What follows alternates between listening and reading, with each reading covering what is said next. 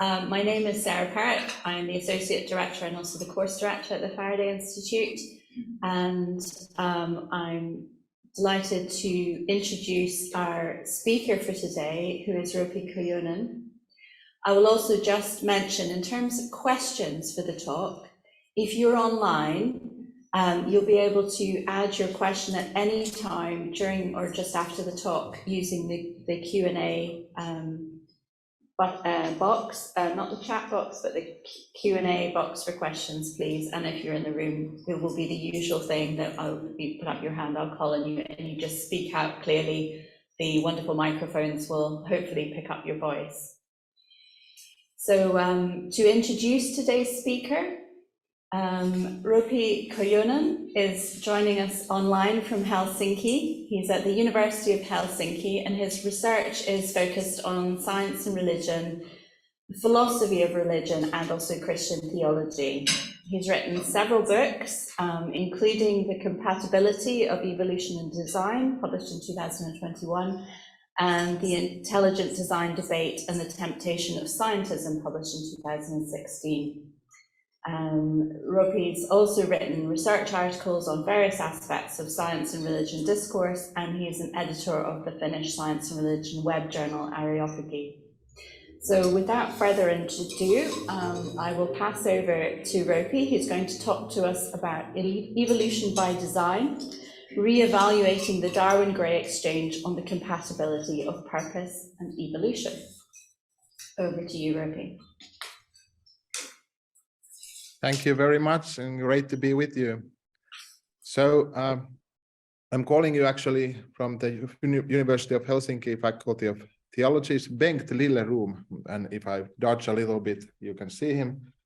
That's Bengt Lille, our dean from the year 1865, so quite close to the publication of Darwin's Origin of Species. An appropriate room to be streaming this from. And now I hope you can all see my slides. There we go. So the topic, as stated, is evolution by design, evaluating the Darwin-Gray exchange on the compatibility of purpose and evolution. So I'm going to be starting with Paley's watchmaker idea, the classic idea of the design argument as promulgated by Paley. Of course, we can find other people who have argued from the evidence of nature to some kind of creator. The idea has very ancient roots. Already the ancient Greeks formulated some kind of design arguments, although quite often, of course, the creator then would not be as easily identified with the Christian God. So, for example, it might be that Zeus is the creator of all the purposeful complexity of biology. But I think it's appropriate to begin with Paley, particularly since he was born in Cambridgeshire and is a graduate of Cambridge's Christ College.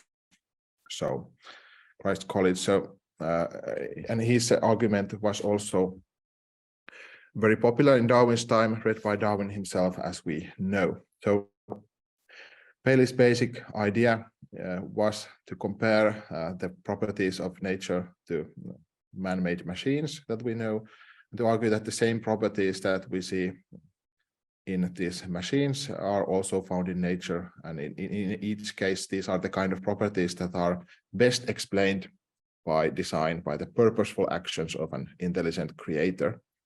Whether the creator used some kind of natural process to bring about these things or not. So Paley argued that once we properly recognize the evidence of design, then the universe, the cosmos, becomes akin to a temple for us. Whereas before God was far from our thoughts, then now with the design argument, Paley writes that we can scarcely look upon anything without perceiving its relation to him, that is God. Every organized natural body in the provisions which it contains for its sustentation and propagation testifies a care on the part of the creator expressly directed to these purposes. So Paley argued that the evidence of nature on the whole testifies of the existence of a purposeful, good creator, despite the the existence of chance elements and evil in nature. And I think despite some critiques that we might make of Paley's particular approach, I still tend to see this intuition of nature as somehow testifying of its creator and revelatory of the creator's wisdom as religiously valuable. It would be valuable and is valuable to me as a theologian to be able to see traces of God's wisdom in God's handiwork somehow, whether it's through an argument or whether it's some kind of a more direct perception or spiritual recognition of this purpose. I think the basic idea or the basic claim that God is an orderer of nature is nevertheless part of the doctrine of creation that we would want to keep hold of, whether we agree with Paley's particular formulation or not. But as the debate is usually presented, it's presented as an Paley versus Darwin argument. So when Paley wrote his Natural Theology in 1802, the usual history of design arguments as stated in textbooks, it states that it was then refuted, well, maybe already by Hume, but at least by Darwin. So while Darwin didn't comment on the topic in his Origin of Species or publicly very much at all, in his autobiography, he does comment on Paley's argument and claims that the old argument of design in nature as given by Paley, which formerly seemed to me so conclusive, falls now that the law of natural selection has been discovered. So we can no longer argue that, for instance, the beautiful hinge of a bivalve shell must have been made by an intelligent being like the hinge of a door by a man. So Darwin's own thought on the idea of design evolved quite a bit during his career as a biologist, as a scientist. And in Darwin's private correspondence, we can see perhaps more nuanced views and how Darwin's views developed. But this nevertheless represents how the mature Darwin thought of the relationship between evolution and design arguments.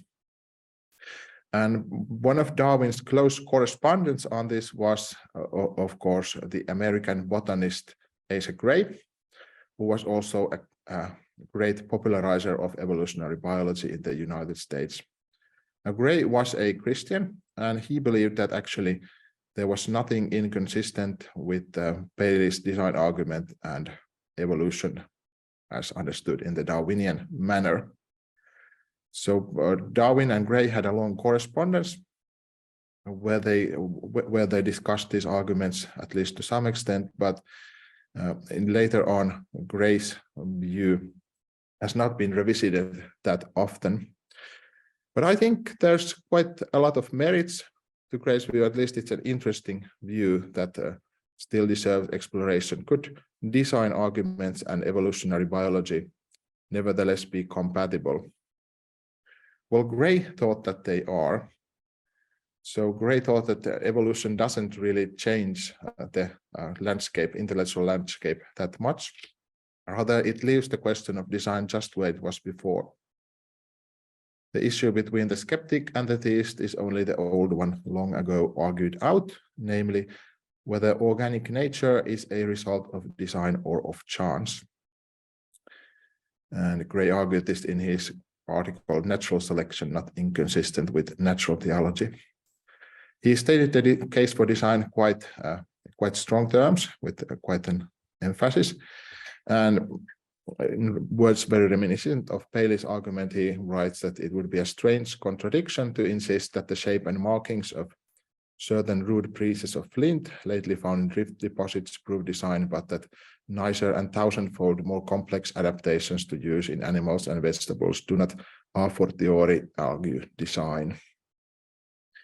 So if we can recognize that certain arrowheads that we can find in nature are not just natural formations produced by unguided natural processes, but are created by intelligent beings, then this should lead us to also see the living order of living beings, such as eyes, hands, and all kinds of adaptations as evidence of design. But Gray thought that there's nothing actually that contradicts evolution in this assessment. Rather, he argued that it's more likely that an evolutionary process that produces such things is designed than that it had just that the universe just has the kind of properties that allow this kind of evolution by chance. Well, we will come back to the details of Gray's argument and Darwin's disagreement with these arguments shortly. But before that, I thought it might be interesting to ponder briefly what are the actual reasons why Gray's this kind of position of designed evolution largely disappeared from intellectual history, at least from the public discussion of these issues, and why it's not that well known today either. Well, there are many different reasons that we might state. First, of course, there's the Humean and Kantian philosophical critique of design arguments, which some people, or quite a lot of people, thought was convincing, which would have caused a lack of interest in design arguments in the first place at all.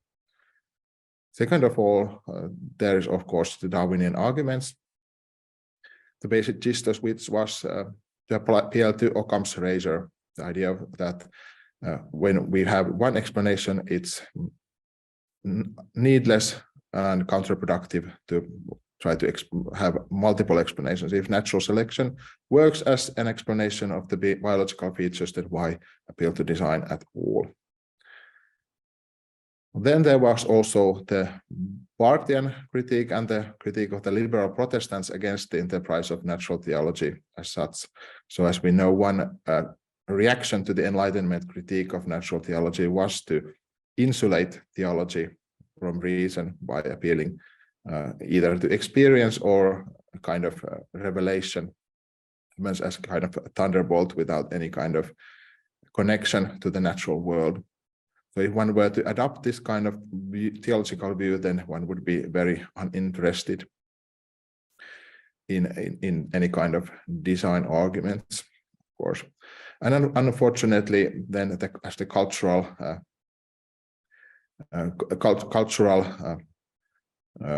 phenomena went on, this is the kind of social division that happened, that those who were on the more conservative side tended to also reject evolution more readily, at least in the Anglo-American discussion, whereas on the liberal and more modernist side, people were perhaps more accommodating of evolution, but simultaneously also suspicious of natural theology.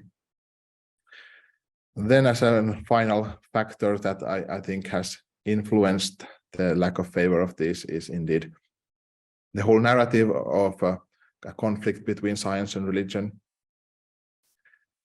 which also came into vogue in Darwin's time and has since been in many ways debunked by historians of science and religion.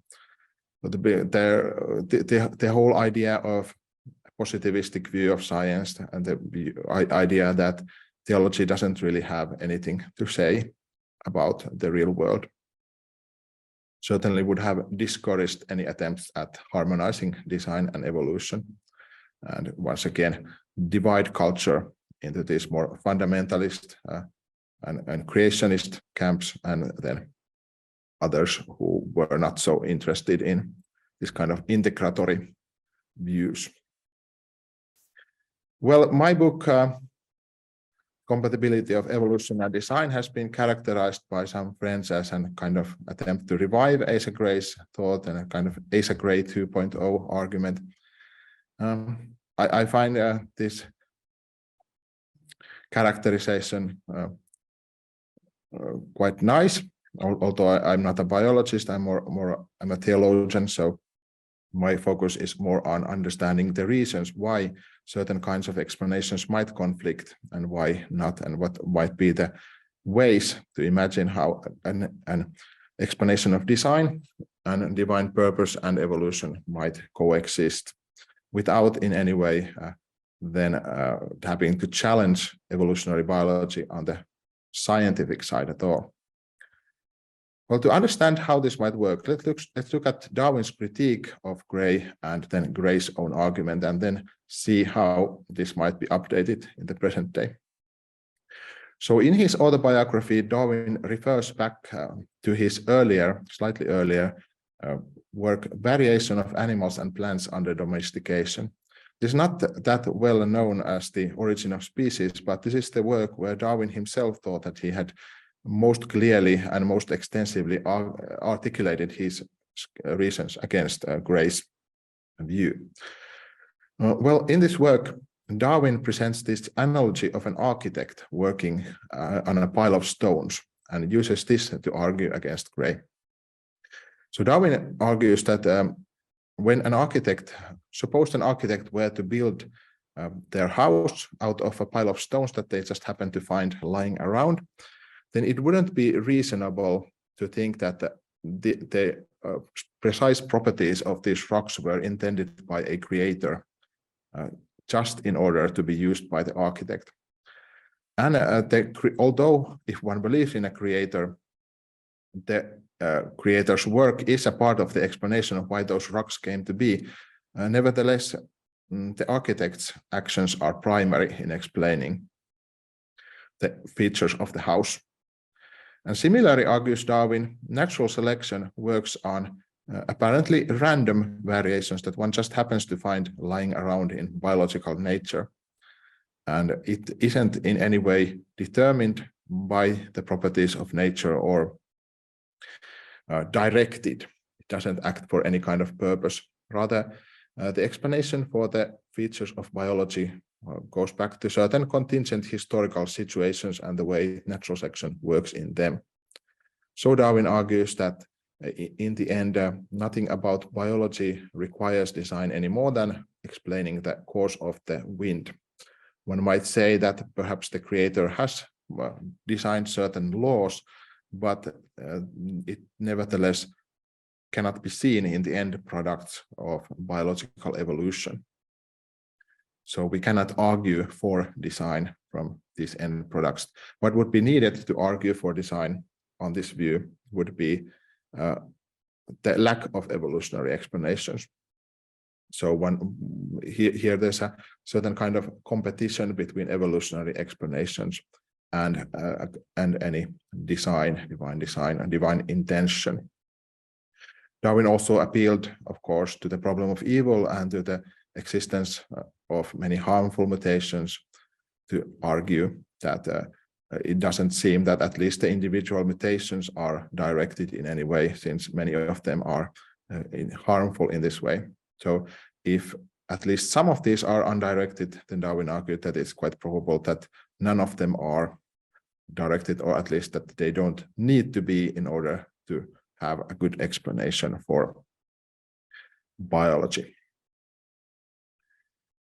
Well, Gray was not convinced by this analogy, and the analogy of the architect is not that good in my estimate either.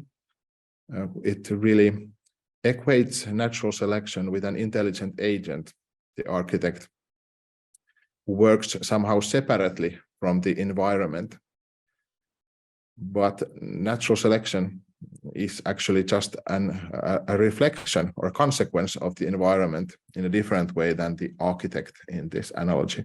So the argument does not really seem to work. Nevertheless, the whole idea that of the principle of simplicity that underlies this critique is valuable and potentially a good critique of design arguments, as is the problem of evil and the problem of chance. And we will see how Gray deals with this. Gray presented several analogies to try to explain how his harmonization of design and evolution works in more detail. For example, he mentions the example of the steamboat and argues that, well, if we were to study the mechanics of the steamboat and explain them scientifically, we would not need to refer to the engineer who originally created these mechanics. So we can have kind of levels of explanation here. On the one level, we can have an explanation of the mechanics, but this does not mean that the underlying level of design is made unnecessary. The mention of the engineer is still necessary to understand the ultimate origin of this order, even if we can explain aspects of it in a different way. So Gray argued that underlying the whole operation of natural selection and mutation, we can have a divine explanation that explains how this order came about and how it can produce these results. The second analogy that he used was that of a mechanical loom, part of the high tech of that era. So Gray argued that were we to show the products of a mechanical automated loom, the fabrics that were produced to a person of an older generation, then this person of the older generation might think that this was handmade. And they would be wrong, but they would still be able to correctly ascertain that design was operative here.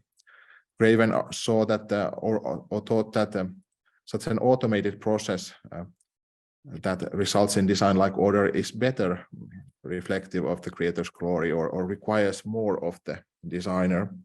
So it needs a lot more expertise to create an automated mechanical loom than to just be able to handcraft that fabric.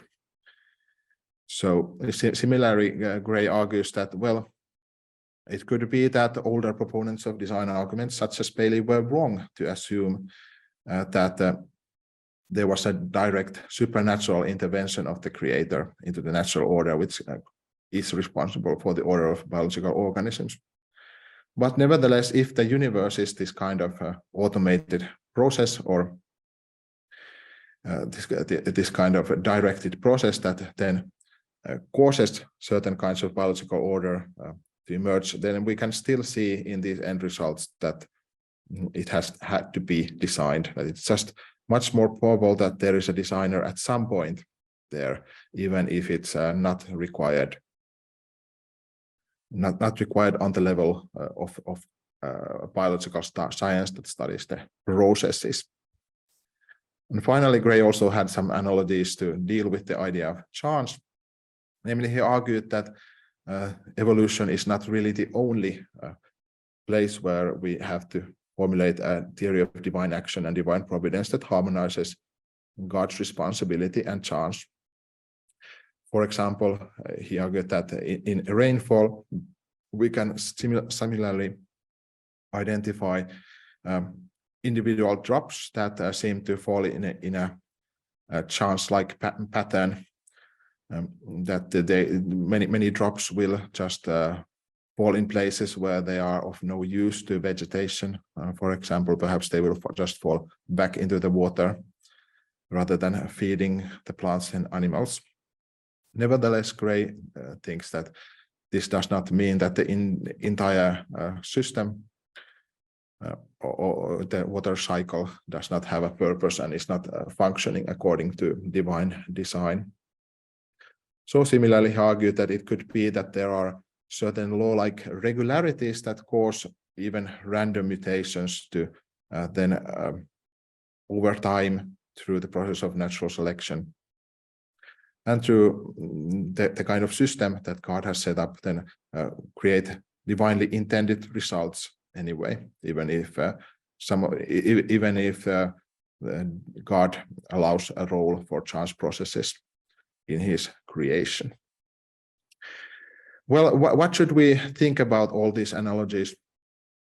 Behind Gray's views, there was the idea of secondary causation and primary causation, that God can act through natural processes, and which Gray, I think, quite rightly saw as a traditional part of Christian divine action thought. So Gray was, I think, right to argue that if this kind of divine action through natural processes is valid at all, and which has to be appealed to by Christians in other spheres of life as well, it could at least potentially be appealed to also in the explanation of biological evolution. It could be argued that God indeed acts behind and through these processes. But the second question is, how exactly does this kind of combination of evolution and design, or combination of any natural process and divine action, then produce some kind of explanatory benefit? The argument based on Occam's razor is that we should not multiply explanations without necessity. But this does not mean that there are no situations in which we should multiply explanations. It could be that there's an explanatory benefit to having more than one explanation, or explanatory benefit to going a bit beyond just the biological processes. And we could then argue that the principle of simplicity does not prevent us from arguing that it's better or somehow more explanatory or more credible to think of biological evolution as through Darwinian means as being somehow directed. Now, there are interesting modern examples that replicate some of the Gray's analogies. I'll just go to a few. Del Ratz presents us the example of the automated factory. He's a philosopher who's written quite a bit on design arguments and science and religion more generally. So if we consider the idea of an automated factory producing cars, or in Ratz's example, video cassette recorders, or maybe it produces tractors, that's not really relevant what it produces, but what's relevant is the idea that we could have an automated factory with highly complex processes that do not require any intervention by an intelligent creator in order to work. So we could have a kind of factory science studying that focuses just on studying these automated processes that would not need to really appeal to the actions of a creator at any point. Nevertheless, one could still argue that design is evident in these products, such as cars produced by such a factory, even if we don't need to appeal to design to explain anything that happens within the factory or any divine interventions or direct actions. We could still argue that on the whole, such a factory and its products are more likely and more credibly to be explained by design than by no design being present. So Ratz formulates in this context the principle of design inheritedness. So he argues that insofar as the factory itself is designed, then also the products are designed. So using this analogy or applying it to biological evolution, we could argue that insofar as the cosmos itself is designed, then also the products can be designed, and that these products can also be revelatory of the designedness of the whole. So this comes very close to Gray's idea that the features of biological nature provide evidence of design, even if we don't have any interventions into nature necessarily. Of course, the question will be, is a biological evolution and is our cosmos really akin to such a factory? Isn't there too much contingency and too much chance in the history of the cosmos to make this analogy valid?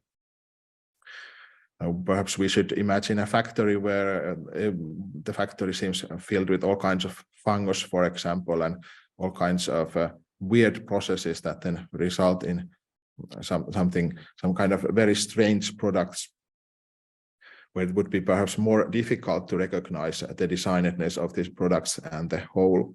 Well, I will get back to that, but the core idea, nevertheless, seems to be very well illustrated by these examples, that it's at least possible for the designedness of a whole to be reflected in the parts without any interventions into the processes needed by a designer. And this could, at least in principle, be true of biological evolution and its products as well. It could be that, and I think it is plausible, that a universe able to produce such marvels of biology that we see, and then is indicative of design, or better explained, by a framework which allows for divine purpose. And its products also are indicative of that. Another interesting analogy in this way is produced or given by a philosopher of religion, Mats Wahlberg from Umeå University, Sweden. So Wahlberg uses the example of automated music composition using the program Tonica Fugata. And this program is able to basically randomly generate a fugue, a certain composition of music in a certain style. And it's not possible for either the designer of the program or the user to predict beforehand exactly what kind of music it will produce or what sort of composition it will create. But nevertheless, Wahlberg argues that it's quite credible to state that the end result is still dependent on design and even reflective of design. Because you have to, in order to get the program to produce such results, you have to build in certain knowledge or information about certain music styles and ways of composition. And the programmer has to have quite a good understanding of musical theory as well. And this then, Wahlberg argues, I think quite plausibly, is reflected in the end products, even if all the details are not determined by the designer as such. Similarly, Wahlberg argues that the products of biological evolution could be reflective of a certain rationality and wisdom that God has embedded in nature, even if God did not control all the details that resulted from that evolution. So this is a kind of way to even allow for some indeterminism in the evolutionary process without compromising the idea of design. So we don't need this kind of deterministic setting of the factory even for the design argument. We might allow for quite a bit of what we would call indeterministic elements or chance elements, depending on how you define that elusive term. Another feature that I appeal to in my book, The Compatibility of Evolution and Design, is the recent work on conjunctive explanations. It means the combining of explanations. As stated, simplicity is not the only criterion of explanation, and there's also the matter of explanatory power. So this is one example of a book where these concepts of conjunctive explanation are explored in more detail, just coming out from Routledge. And I also have an article in that book on Asa Gray versus Charles Darwin. So the concepts here are the elimination of explanation and the conjunctiveness of explanations. When is it relevant to think that one explanation has made another unnecessary? When are they compatible? These kind of questions are, of course, central to any attempt to harmonize evolution and design as well. And the centrality of such philosophical questions, even theological questions, is, of course, one of the reasons that I think it's very relevant for non-biologists, such as myself, to also be interested in this topic and write about this topic. It's not just biological expertise that we need to evaluate this issue. We also do need philosophical expertise and theological expertise.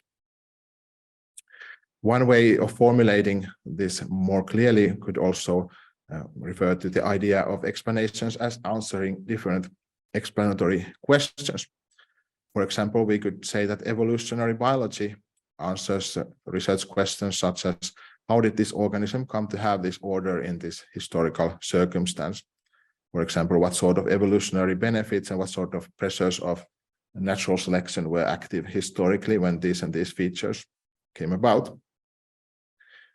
And on the other hand, the design argument or design explanation could answer a more ultimate question underlying this. For example, why is it in our world possible for evolution by natural selection to produce such complex purposeful structures when we could quite easily imagine a world in which no such evolution takes place? So as Gray argued, it would go back to the old question between the theist and the naturalist. Is it chance or necessity or design which is the better explanation ultimately? All right. There's also interesting scientific data in this case, which I think is relevant for evaluating the old debate between Darwin and Gray, and the whole issue of the compatibility of evolution and design. For example, if there's the whole idea of fitness landscapes and evolutionary algorithms. Now, one of Darwin's points was that natural selection as such is the central explanation for all these biological features. So in effect, any explanation that doesn't rely on natural selection but pushes the explanation of biology back to the laws of nature is, I think, supportive evidence for Gray's position, even if it's not absolutely required for the correctness of Gray's argument. So, for example, we have a talk of the shape of biological fitness landscapes and the biological morphospace as influencing evolution. Here's one figure of a visualization of a fitness landscape. So we have certain peaks of fitness which describe places where the biological functions are in harmony with the demands of the environment, basically. And in order for that to happen to evolution, there is change in biological organisms, then sometimes you will have to move there in the biological fitness landscapes to a new place to produce some function. So there you would have to find kind of a route through the fitness landscape then, which allows you to retain some function and viability. So the basic idea is that the shape of these fitness landscapes is not completely historically contingent, that it's also in at least quite a bit constrained by physics and constrained by many factors, and also this will influence evolution. In effect, this is how the environment determining how natural selection operates, and would fit Gray's argument. Then we have, intriguingly, the way to simulate different kind of circumstances that would influence evolution, such as, for example, simulating the design of evolutionary algorithms. Here's one response to my book, published recently in Saigon by Peter Jevons, who's a specialist in this area. He's writing about the design of evolutionary algorithms, one example that I use in my book to argue that, well, since it seems that we need quite a bit of design to get evolution to work or produce any interesting results in these simulations, then it seems to support the idea that we might need some design to get it to work in nature as well. So, but this is actually a way that we can test how difficult it is to get interesting outcomes. There might be some disagreements here how difficult it is, but there's also quite a lot of agreement that it's possible at least to get evolutionary processes to fail. So there's at least something to be explained about why they don't fail in our world.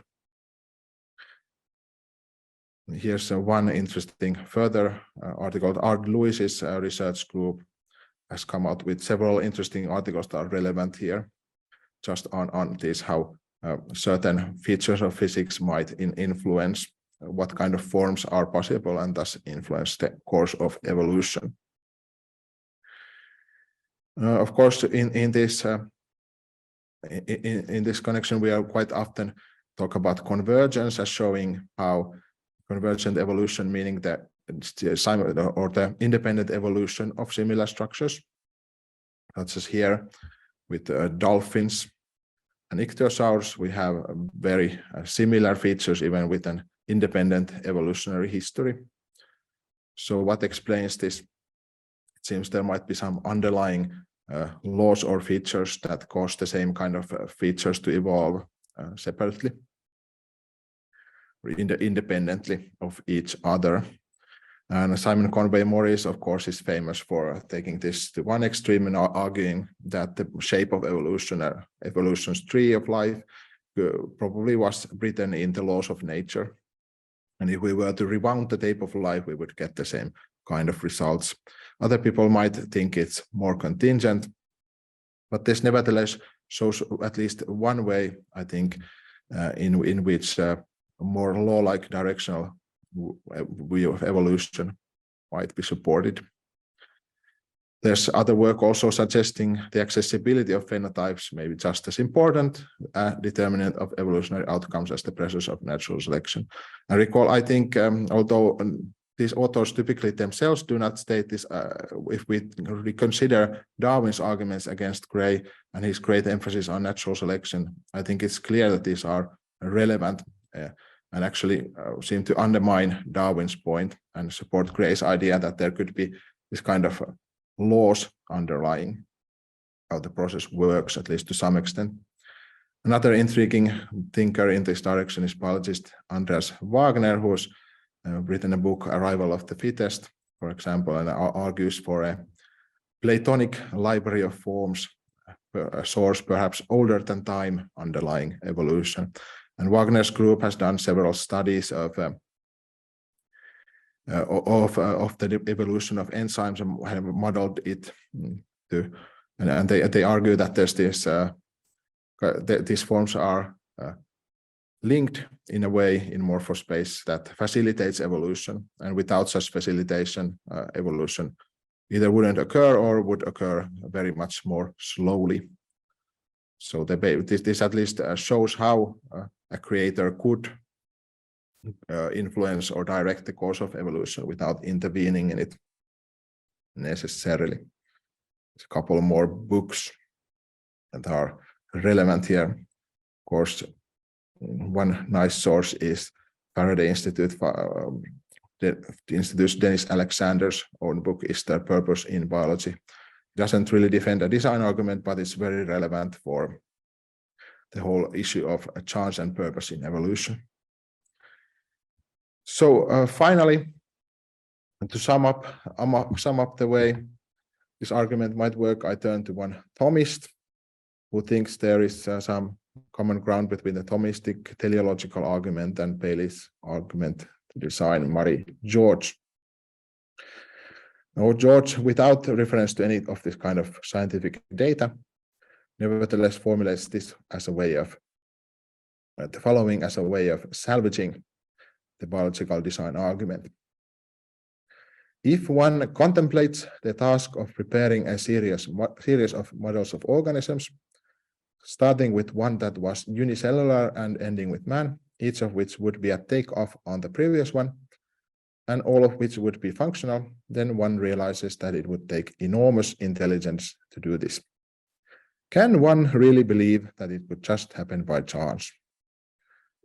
And that is why it seems one could settle the design question simply by looking to the order of itself, even before one located at what stage the design was introduced and by what means it was realized. All right. So thank you for listening, and I would be glad to hear your comments and questions.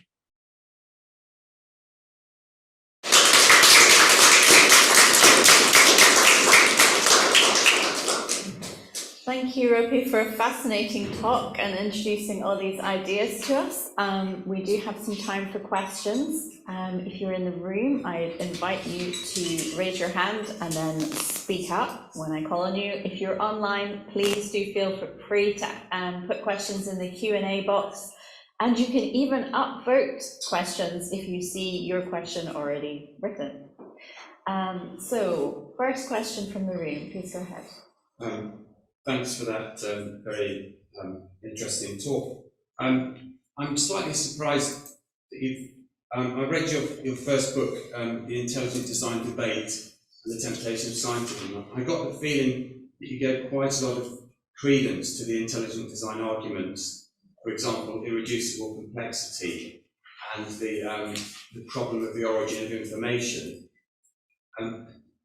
Don't those arguments, if you have the courage of your convictions in a way about those arguments, don't they really seriously problematize trying to integrate that with some kind of evolution? Because those arguments are designed to show the incredibly improbable nature of evolution compared to what we actually see in terms of irreducible complexity. So.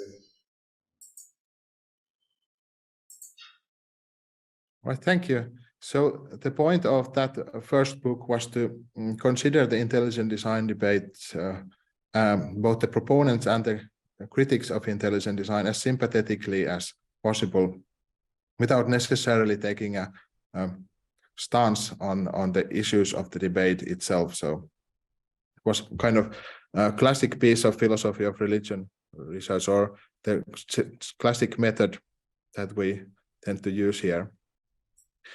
But for this book, I then wanted to consider the idea, well, could evolutionary explanations and design be compatible after all? So the basic assumption is that the critiques of evolutionary biology presented by ID proponents fail.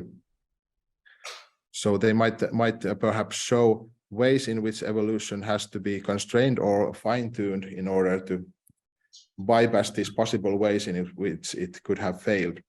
For example, the evolution of irreducibly or apparently irreducible complex features could have failed if there are no viable precursors to such structures, if there's not a stepwise path to such structures where you retain some kind of function at each step. So in this way then I try to formulate a new kind of position that would not require any failures in mainstream evolutionary biology as such, in order to defend design. Thank you. Let's move online. So one question is, when two people hear the same words of a purported explanation, one may say, oh, that explains it, these things are now clear to me, while the other may say, that explains nothing to me, things are still unclear. What are the implications of the subjective aspect of explanations to your comments on design and evolution as explanations? Could you repeat, what were the two words? Either, yes, that explains everything to me, versus, no, that doesn't explain anything to me. But it was when two people hear the words. Oh, sorry, of same words of an explanation. Yeah, that's a really interesting question. I think which probably affects any kind of explanation, and particularly perhaps when it comes to religion. It seems that people might have very different intuitions, and this might be affected by their personal history, perhaps their whole view of science and religion. And many other questions might come into this evaluation. And I guess it's quite difficult to get rid of any subjective element when thinking about how we view the world. But well, the question is, does this then prevent us from gaining any true or well-based knowledge of the world? I would agree with those philosophers who are quite realist or critical realists in this way, and think that we might have some access to reality indeed. And theologically, if we start from the assumption that God is able to reveal God's self even to finite beings such as us, then this would also make theological knowledge possible. If we assume that no God exists, then of course theological knowledge is impossible. So in a way, the answer to whether such knowledge is possible is also something that depends on your worldview. And maybe following on from that question, another online question, how do these arguments of the compatibility of evolution and design arguments address the existence of the human race, meaning the Genesis account versus evolution? Well, I think the whole idea that there's a purpose behind evolution is compatible with many different readings of Genesis and the creation of Adam and Eve, for example.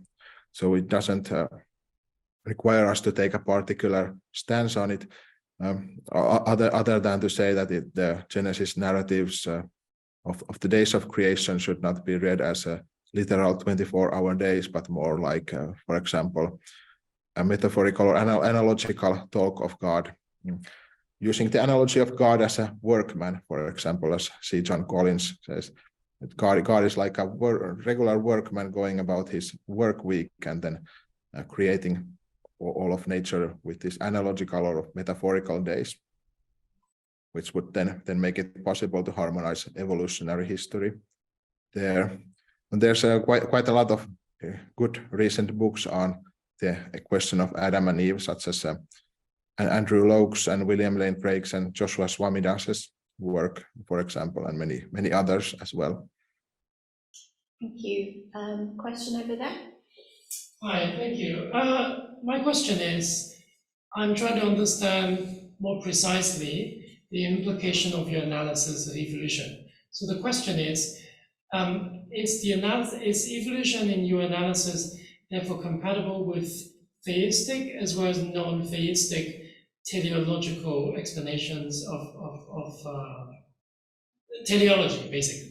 Because my understanding of your talk is basically the recent recognition that you can't have just efficient causality, just the explanation of the processes without form and end. Basically, you need to have form and end. But that doesn't have to be theistic as such. So can you explain that a bit more? Well, thank you. That's a good question.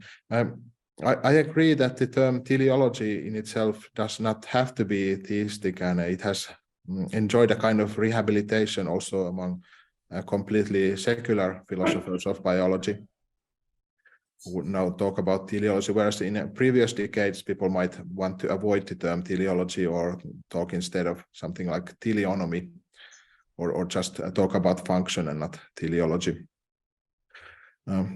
It seems that there's a kind of revival or renewal in that sense going on, at least in some circles of philosophy of biology. Well, what I'm interested in is, of course, theistic teleology and the question of ultimate explanations. So it might be possible to state that there is this kind of natural teleology and to state a view on which such teleology exists without a creator, but I think we would want to ask then the further question, what explains the origins of such teleology? And there, of course, well, I'm a theist and a Christian, so I think the better explanation is that there is a creator behind that natural teleology.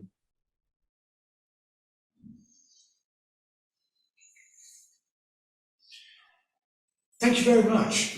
Great talk, and I basically agree with you. And what you've said, I think, is very compatible with what Anglican clergy at the time of Darwin said, Charles Kingsley, Frederick Temple, and so on. My question is, could this kind of design be accused of deism rather than theism? Oh, that's a good question. So I did try to formulate the argument in a way that would be compatible with either deism or theism.